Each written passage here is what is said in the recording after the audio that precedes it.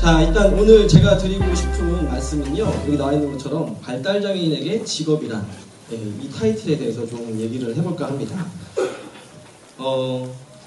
일단 뭐 제 프로필이 아닌 그냥 이렇게 나와 있는 부분이고요. 이건 그냥 농담이고요. 일단 직업에 대해서 한번 얘기를 하게 될 텐데, 일단 뭐라 해야 될까요?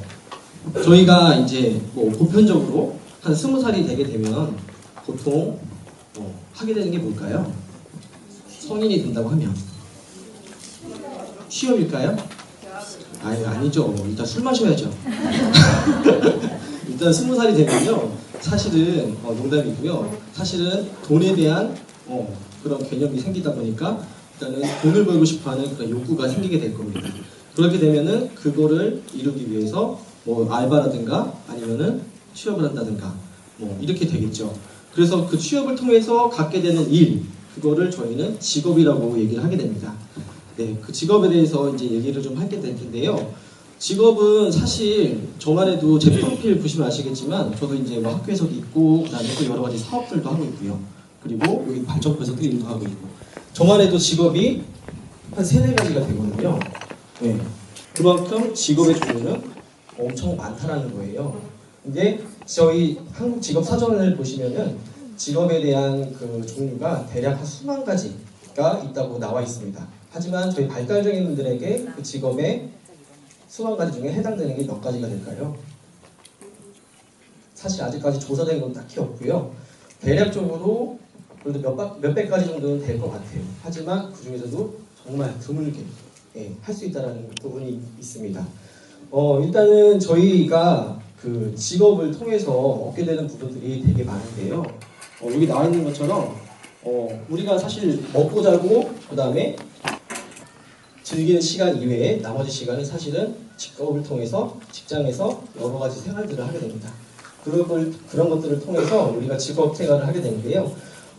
직업을 꼭 가져야 되느냐라는 반문도 할 수가 있는데 사실은 뭐 돈이 많거나 뭐 아니면 여유가 있거나 뭐 아니면은 일하기 싫거나 뭐 직업을 굳이 가질 필요는 없죠. 하지만 직업을 통해서 갖게 되는 여러 가지 의미들이 있기 때문에 직업은 꼭 필요하다고 이제 얘기가 되고 있습니다. 네, 지금 벌써 시간이 한 12분밖에 안 남았네요. 빨리빨리 좀 진행을 하도록 할 건데요.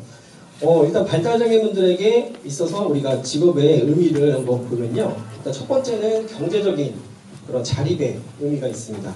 말 그대로 먹고 살기 위해서 돈을 벌기 위한 수단에 있다라는 거죠. 하지만 우리 발달장애인분들한테는 그 의미가 사실은 좀 많이 퇴색되어 있습니다.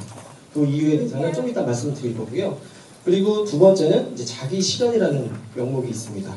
자기가 하고 싶고 그 다음에 즐기고 싶고 해보고 싶었던 그런 모든 것들을 직업을 통해서 할 수 있다는 거죠. 그리고 마지막 세 번째는 자아 성취감. 말 그대로 제가 가로치고 존재감이라고 적어놨는데요. 직업을 통해서 내가 어떤 일을 하게 되는데 그걸 통해서 얻게 되는 존재감. 나는 이 사회에서 꼭 필요하고 하는 사람이야. 느끼게 되는 그 존재감을 말씀드릴 수 있을 것 같습니다. 자, 그 직업은요, 일단 일하고자 하는 모든 사람에게 삶의 중요한 사회활동이자 보장받아야 할 권리입니다. 이 이야기는요, 일반적으로 저희가 직업을 할 때, 직업을 구하고자 할 때, 마땅히 누려야 될 권리라는 거죠. 꼭 이거를 장애인이라는 이유로 굳이 이런 권리를 누리지 못할 이유가 전혀 없다라는 겁니다.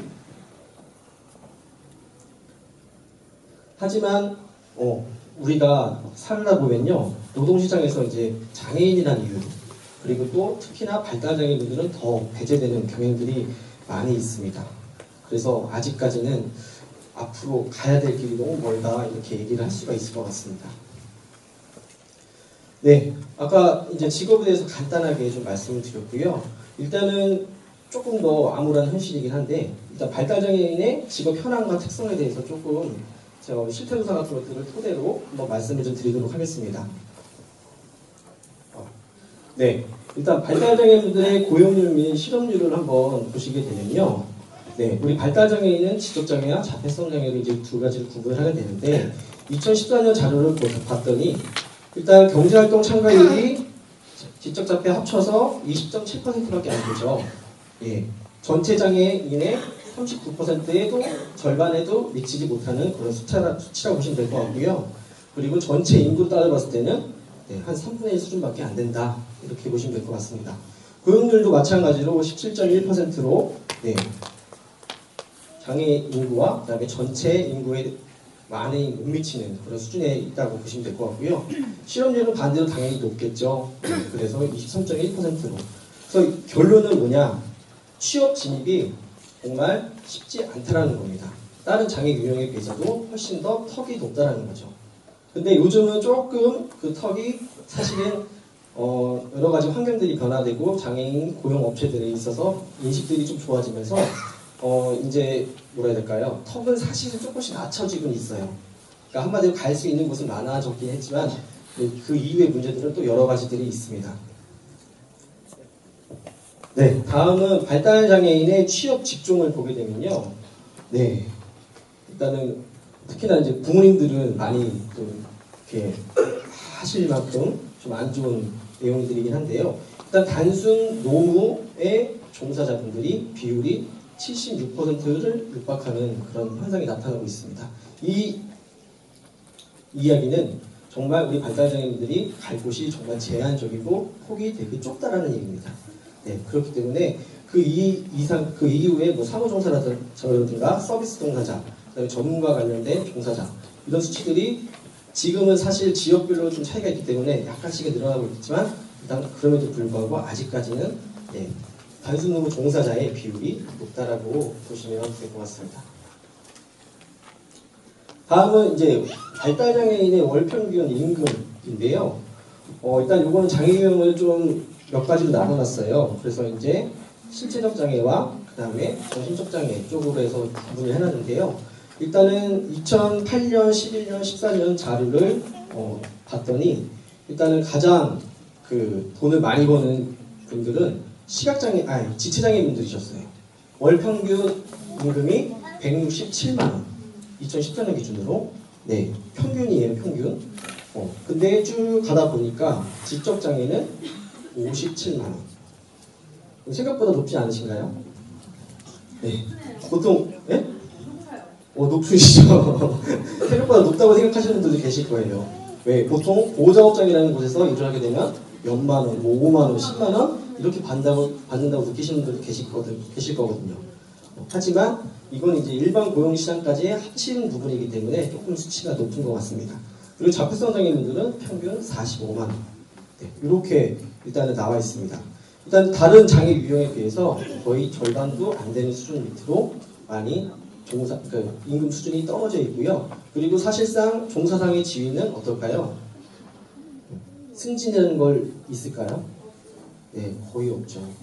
그나마 있는 곳이 이제 장애인분들만 많이 고용하고 있는 그런 표준사업장이라든가 아니면 사회적 기업들 그런 곳에서는 조금씩 그런 인센티브 제도들이 있다라고 합니다.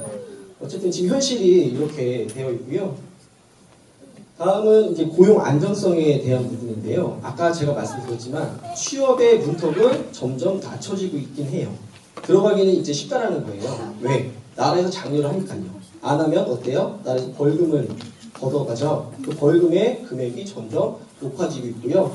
노무 고용을 해야 되는 퍼센테이지가 점점 높아지고 있습니다. 그러다 보니까 기업에서는 점점 부담을 가질 수밖에 없기 때문에 많은 사람을 어쨌든 채용을 해야 되는 거죠. 하지만 채용해놓고 관리가 안 되면 유지가 안 되는 거죠. 그래서 보시면요. 지적장애인의 직업 유지 기간 일단 데이터를 봤을 때는요. 일단 평균이 47개월 생각보다 짧지 않아요. 잘만 유지시켜준다고 하면요. 거의 4년 가까이를 유지를 할 수 있다는 거죠. 그리고 자폐성 장애인분들은 조금 더 낮죠. 그래서 평균 20개월로 이제 나와 있습니다. 그만큼 직업 유지가 사실은 이제 앞으로는 관건이 될 건데요. 이 직장 유지를 어떻게 하면 잘 할 수 있을지 이런 부분에 대해서는 지금 여러 가지 나라에서도 장책적으로 장려를 하고 있고 그리고 부모님들도 많이 요구를 하고 계시는 그런 상황이라고 보시면 될 것 같습니다. 네, 이제 마지막인데요. 저한테 이제 6분 남았습니다. 네. 발달장애인에게 직업 지원을 위한 과제. 한마디로 뭘까요? 앞으로 우리가 해야 될 숙제라는 거죠. 근데 이거는 제 개인적인 생각입니다. 이런 제 개인적인 생각은 아무 데서나 얘기할 수가 없어요. 왜? 눈치 보이거든요. 함부로 얘기했다가는요, 네, 저한테 화살이 많이 날라와요. 그래서 사실은 그런 얘기를 할 수 있는 기회가 많지 않은데 오늘은 감히 좀 해볼까 합니다. 네. 일단은 저희 나라 제가 저희 더 스페셜에도 이제 기고를 한번 했었는데요. 전달 체계가 이렇게 나와 있어요. 하나는 보건복지부, 하나는 고용노동부. 이 두 개 부처에서 장애인분들의 직업 재활과 관련된 여러 가지 사업들을 다양하게 진행을 하고 있습니다. 하지만 그 부분들이 지금 우후죽순까지는 아니지만 어쨌든 체계가 잘 안 잡혀 있고요. 그리고 그러다 보니까 현장에 있는 사람들도 뭘 어떻게 해야 되는지 많이 난감해하고 답답해하는 그런 현실이 있어요. 저도 현장에서 한 10년 가까이 근무를 했었는데요. 정말 바꾸고 싶지만 현장에서는 일개 어떻게 종사자가 바꿀 수 있는 그런 구조가 아니에요. 그러다 보니까 일단 제가 감히 좀 얘기를 하자고 하면 일단은 보건복지부에 해당되는 장애인복지법에 보면은 직업재활과 관련된 그 직업재활 시설 유형과 관련된 부분들이 있습니다. 그 유형에서 직업재활 시설이 유형 개편이 2007년쯤에 되면서요. 지금 사실 보호작업장에 있는 장애 근로자분들이 어떨까요? 수준이 상당히 높으신 분들이 많아요. 예. 그 이유는 정말 최종중에 있는 발달장애인분들을 원래 받아서 고용을 해야 되는데 그렇게 법이 바뀌게 되면서 그거를 할 수 없게끔 바뀌었거든요. 그게 이제 2007년쯤에 대략 그렇게 됐는데요. 그 이후에 그러다 보니까 보호작업장에서는 어쨌든 보호작업장에서 근무하고 있는 근로장애인분들한테 최저임금을 주게끔 나라에서 법적으로 만들어버린 거예요. 보호고용이라는 이유로 그 임금을 낮게 주지 말아라 이렇게 막아놓은 거죠. 어떻게 보면 맞을 수도 있어요. 하지만 기관 입장에서는 어때요? 중증의 장애인들 내리고 최저임금 어떻게 맞춰주냐. 그러다 보니까 정말 일반 노동시장에 갈 수 있는 장애인들도 끌어다가 보호고용을 시키는 그런 불합리한 일들이 지금 벌어지고 있습니다. 그래서 그런 직업재활 시설에 있는 정말 일을 잘할 수 있음에도 불구하고 일반 노동시장에 갈 수 있는 분들도 묶여있다는 거죠. 그거는 앞으로 제가 봤을 때는 개선해야 될 그런 방향이라고 좀 생각이 들고요. 그게 이제 보건복지부에서 해당되는 부분이고, 그리고 이제 고용노동부 이 역할이 조금 사실은 좀 애매해요. 그러니까 노동부에서 운영하고 있는 한국장애인고용공단. 요즘 우리 부모님들 운동하고 계시죠? 예, 알고 계신가요? 네. 네.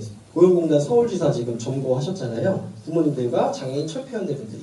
그분들이 요구하시는 이야기가 뭘까요? 중증장애인 일자리 나라에서 1만 개 만들어달라. 그 다음에 최저임금 적용제외라는 제도를 없애달라라는 게 이제 주요 쟁점이라고 보시면 될 것 같습니다. 근데 그분들이 요청을 하시면서 이제 한 가지 조금 더 말씀을 드려야 될 부분들이 저는 이제 공단에서 해야 될 역할이 사실은 지금 그러니까 기업들과 장애인분들한테 직접적으로 여러 가지 서비스를 제공하고 있는데요. 그런 직접 서비스를 굳이 공단에서 할 필요가 있느냐? 저는 그런 생각을 사실 해요. 각 지사에서 장애인분들 직접적으로 상담하고 고용을 하고 있거든요. 근데 그런 역할은 이미 보건복지부에 밑에 있는 산하기관들이 많이 하고 있어요. 서비스가 굳이 겹칠 필요가 없고 그분들은 사실 고용부담금을 걷어서 지금 8천억에서 1조가 쌓여있다고 합니다. 그 돈을 어떻게 잘 활용할지 정책 개발을 하고 그 다음에 공단에서 뭐라 해야 될까요? 그게 생각이 안 나네. 공단에서 직접 서비스를 하는 것이 아니고 장애인분들이 많은 일자리를 확보할 수 있도록 업체를 개발하는 게 저는 공단의 역할이라고 보여집니다. 그래서 그런 부분들을 조금 말씀을 드리고 싶습니다. 그래서 어쨌든 보건복지부와 고용노동부 이 주무 부처의 역할이 사실은 되게 중요하게 정립이 될 필요가 있다. 이제 말씀을 드리고 싶고요. 이 업체들은 아마 부모님들은 잘 아실 것 같고 종사자분들은 잘 모르실 수도 있는데요. 일단은 베어베터라는 업체, 오티스트라는 업체, 그다음에 드림앤 앙상블, 이렇게 세 개의 업체가 있는데 이 업체의 공통점은 다 부모님들이 직접 경영을 하신다는 얘기입니다. 그 이야기가 뭘까요? 공공 영역에서 직업재활과 관련된 고용과 관련된 서비스에 너무 질린 거예요. 답답하고 왜 이거밖에 못하지? 오히려 차라리 내가 하는 게 낫겠다. 저는 현장에 있을 때 베어베트라는 업체가 생겼었는데요. 저희가 취업도 알선도 하고 있었거든요. 처음에 잘 될까 싶었어요. 그리고 저도 그때만 해도 지금처럼 이렇게 생각이 깨어있지 않았기 때문에 그 당시만 해도 에이 뭐이 저게 뭐 얼마나 가겠어 이런 마음이었는데 한 3년 지나고 나니까 완전 난리가 난 그런 업체가 됐더라고요. 네, 그걸 본 순간 우리 현장에 있는 사람들 그리고 기존의 보건복지부 같은 노동부 이런 쪽에서 반성을 많이 해야겠구나 라는 생각들을 하게 됐습니다. 네, 어쨌든 민간 영역으로 확장이 되고 있다라는 그런 말씀을 드리고 싶습니다. 자, 일단 마지막으로요. 발달장애인분들이 그 원하는 직업을 갖고 그리고 이제 안정적으로 직업생활 영위하기 위해서는 사실은 가장 기본적인 거는 사회적인 관심이 필요로 합니다.